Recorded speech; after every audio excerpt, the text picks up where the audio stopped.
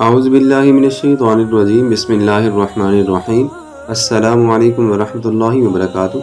محترم سامعین، آج کے مختصر ویڈیو میں ہم آپ کو مشہور صحابہ کرام رضی اللہ تعالیٰ عنہم اجمعین کا مختصر تعارف بتائیں گے۔ سب سے پہلے ہم بات کر لیتے ہیں حضرت ابو بکر صدیق رضی اللہ تعالیٰ عنہ کے بارے میں۔ آپ کا نام عبداللہ، آپ کی کنیت ابو بکر، آپ کا لقب صدیق اور عتیق، آپ کی ولادت 50 قبل ہجری، آپ کے والد کا نام عثمان بن غفان اور آپ کی والدہ کا نام سلمہ۔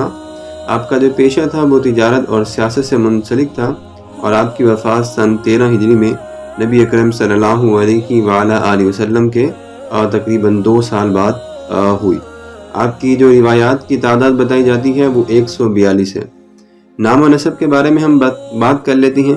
انبیاء کرام علیہ السلام کے بعد انسانوں میں سب سے افضل شخصیت حضرت ابو بکر صدیق رضی اللہ تعالی عنہ ہیں، جنہیں رسول اکرم صلی اللہ علیہ وآلہ وسلم اپنا خلیل بنانا چاہتے تھے، جن کو قرآن کریم میں اللہ تبارک و تعالی نے سچائی کی تائید کرنے والا اور حق اور ساچر کا پیکر بنا کر بھیجا، جنہوں نے زمانہ جاہلیت میں بھی شراب، جوا اور ایسی تمام منکرات سے اجتناب کیا، جن کے بارے میں خلیفہ عادل حضرت عمر فاروق رضی اللہ تعالیٰ عنہ خود فرماتے ہیں کہ میں ان کے مقام و مرتبہ تک کبھی نہیں پہنچ سکتا۔ اب ہم بات کر لیتے ہیں حضرت عمر فاروق رضی اللہ تعالی عنہ کے بارے میں۔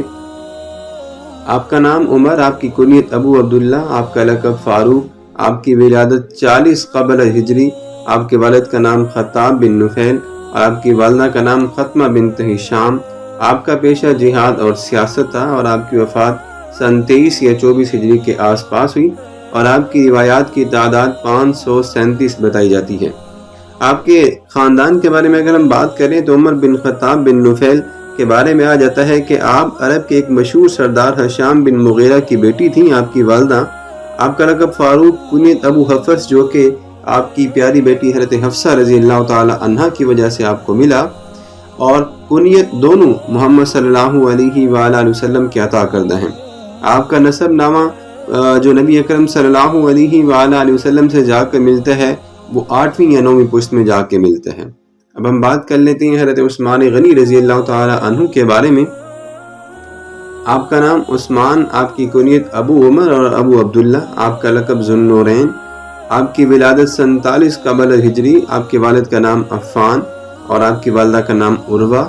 آپ کا پیشہ تجارت تھا، اور آپ کی وفات سن 35 ہجری میں ہوئی، اور آپ سے جو روایات کی تعداد مروی ہے وہ ہے 146۔ حضرت عثمان غنی رضی اللہ تعالیٰ عنہ کا جو نسب ہے وہ یوں ہے: عثمان بن عفان بن ابو علاس بن امیہ بن عبد الشمس بن عبدمناف بن قصی بن کلاب بن مرہ بن کعب بن لوئی بن غالب بن فہر بن مالک بن النضر بن کنانہ، اسی کا لقب قریش تھا۔ بنو کنانہ بن خزیمہ بن مدرکہ بن الیاس بن مزر بن نزار بن معد بن مبد بن عدنان۔ حضرت عثمان غنی رضی اللہ تعالی عنہ کا نسب عبد مناف بن قصی کے بعد نبی اکرم صلی اللہ علیہ وآلہ وسلم کے نسب سے مل جاتا ہے۔ اسی طرح اگر ہم بات کریں تو حضرت علی رضی اللہ تعالی عنہ کے بارے میں، آپ کا نام علی رضی اللہ تعالی عنہ، آپ کا لقب اسد اللہ اور مرتضی، آپ کی کنیت ابو الحسن اور ابو تراب، آپ کی ولادت 23 قبل نبوت اور آپ کے والد کا نام عمران یعنی ابو طالب، آپ کی والدہ کا نام فاطمہ، آپ کا پیشہ بھی جہاد تھا، اور آپ کی وفات 40 ہجری میں ہوئی، اور آپ سے جو مرویات کی تعداد بتائی جاتی ہے وہ ہے 536۔ حضرت علی رضی اللہ تعالیٰ عنہ کے والد ابو طالب مکہ کے ذی اثر بزرگوں میں سے ایک تھے، جو نبی اکرم صلی اللہ علیہ وآلہ وسلم نے جب آپ صلی اللہ علیہ وآلہ وسلم آپ کے پاس گئے تو انہوں نے ہی آپ کی آغوش شفقت میں پرورش پائی، اور بعثت کے بعد آپ ہی کے زیر کفالت میں رہے اور کفرستان میں دعوت حق کا اعلان کیا۔ ابو طالب ہر موقع پر نبی اکرم صلی اللہ علیہ وآلہ وسلم کی حفاظت بھی کرتے تھے، اور اس طرح حضرت علی رضی اللہ تعالیٰ عنہ ہمیشہ نبی اکرم صلی اللہ علیہ وآلہ وسلم کے ساتھ رہے۔ محترم سامعین، یہ تھے وہ مشہور بزرگ صحابہ کرام رضی اللہ تعالیٰ عنہ اجمعین کے جن کا مختصر تعارف ہم نے آپ کے سامنے رکھا۔ امید ہے کہ آپ کو ان چاروں صحابہ، ان کو ہم خلفائے راشدین کے نام سے بھی جانتے ہیں، اور ان کا مختصر تعارف ضرور سمجھ آ گیا ہوگا۔ ملتے ہیں کسی اور ویڈیو میں، اپنا بہت سارا خیال رکھیے گا۔ اللہ حافظ۔